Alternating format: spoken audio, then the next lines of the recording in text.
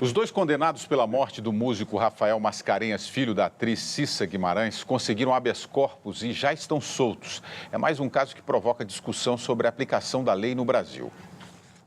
4 dias. Esse foi o tempo que Rafael Bussanra e Roberto Bussanra ficaram na prisão.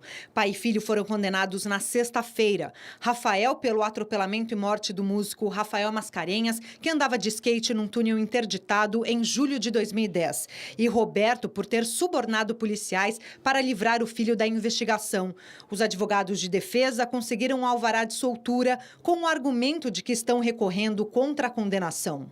Segundo a lei, no período em que respondem ao processo criminal, o réu só pode ser preso preventivamente se houver a possibilidade de fuga, se cometer novos crimes ou se a liberdade prejudicar a investigação. Nós só vamos ser autorizados efetivamente a prender uma pessoa quando não houver mais dúvida em relação à sua culpa. O caso do irmão de Luana é o oposto. Ele está na cadeia há 2 anos, acusado de latrocínio, que é o roubo seguido de morte. Foi condenado a 6 anos e 8 meses de prisão, mesmo depois que outra pessoa confessou o crime. Enquanto eu não conseguir provar a inocência do meu irmão, eu não vou conseguir dormir direito, porque tem um bandido solto na sociedade, enquanto uma pessoa presa, inocente, está pagando por um crime que não cometeu. Casos como esse abalam a confiança na justiça brasileira.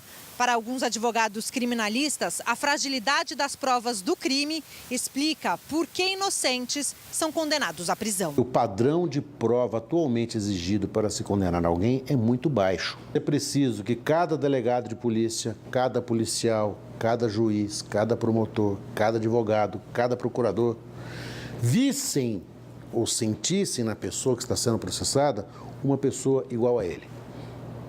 O problema está na prova ou no excesso de recursos? Não, está na gestão da justiça. Nós temos o maior drama, o maior pesadelo do Poder Judiciário é o erro judiciário. Ou seja, você condenar um inocente ou absolver um culpado, mas é muito pior condenar um inocente.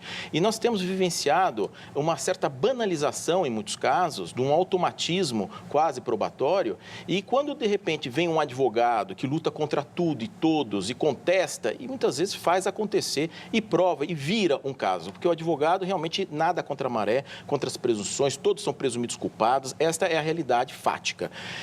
Mas, assim, a exigência de prova, como mencionou-se na reportagem, ela precisa ser mais rigorosa. Hoje se condena muito mais facilmente do que se absolve. Agora, crimes de trânsito também, Delmanto?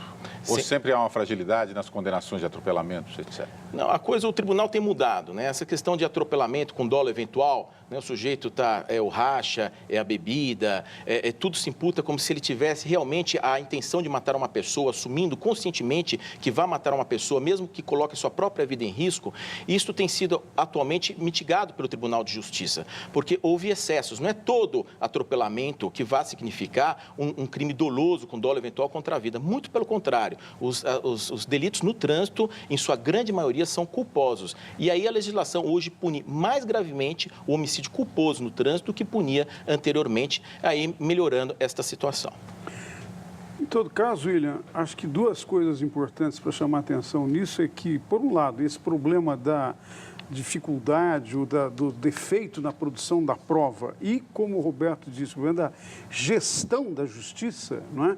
Faz com que nós tenhamos nos presídios brasileiros um número muito grande de pessoas presas cujos processos não concluíram e não se sabe se são efetivamente culpados. E que, estando nessa situação, são vítimas do sistema judiciário e do sistema penitenciário brasileiro. Esse é um ponto, é um foco extremamente importante que nós precisamos colocar em debate, em olhar com cuidado e a sociedade se preocupar, porque são milhares de pessoas. Tem 500 mil de pessoas presas no Brasil. Os dados que eu tenho é alguma coisa em torno de 40% nessa situação, não é? De não terem concluído os seus processos e, no entanto, prosseguirem presos, né? É uma injustiça. Os números são estarrecedores. O preso provisório é a maioria, Moisés, inclusive, da quantidade de pessoas dentro das nossas prisões. Chega a ser mais da metade. E o que acontece? Se pune hoje com a prisão preventiva. Muitas vezes até chega ao final e a pessoa é absolvida. Ou seja, há uma antecipação da punição pela precariedade do próprio sistema. E eu digo, há uma frase célebre: quem devolverá ao preso os dias perdidos de liberdade. Exatamente. Mas países de primeiro mundo, eu cito, por exemplo, a Espanha, se você for pego dirigindo alcoolizado, você vai para a cadeia sem pena e sem dó. E as pessoas ficam com medo de cometer qualquer tipo de crime ou de ilícito ao volante. Não, a resposta penal é necessária. A resposta penal tem que ser rigorosa, tem que ser efetiva. O que não pode é se atuar acima, fora da lei. Ou seja, a resposta ela deve existir, deve ser contundente, mas ela deve ser legalista. E nós temos esses episódios todos de acidentes de trânsito no Brasil que tantas vítimas fazem. Mas o que eu digo é o seguinte, a moderação, a educação no trânsito é o que vai resolver isso. Não adianta punir, porque não vai levar a nada.